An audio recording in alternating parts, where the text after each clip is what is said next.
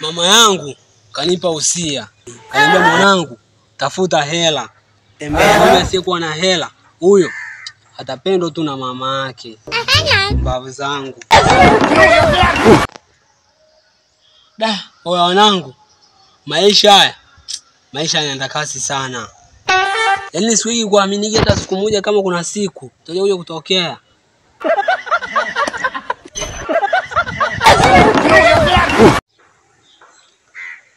Ndugu zangu ndoto yangu mimi kubwa ilikuwa nije nifuge ng'ombe, lakini maisha jinsi yanavyoenda speed, sasa hivi nafuga kunguni. Na jinsi maisha yanavyozidi kwenda, ndaje nije nifuge hadi chawa. Ndugu zangu.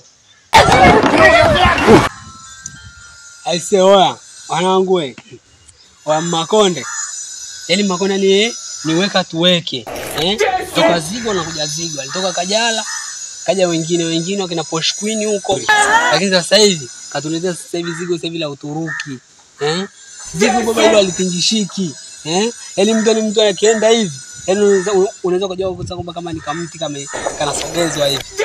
Lakini sisi nikaja kutafuta ugomvi na Makonde.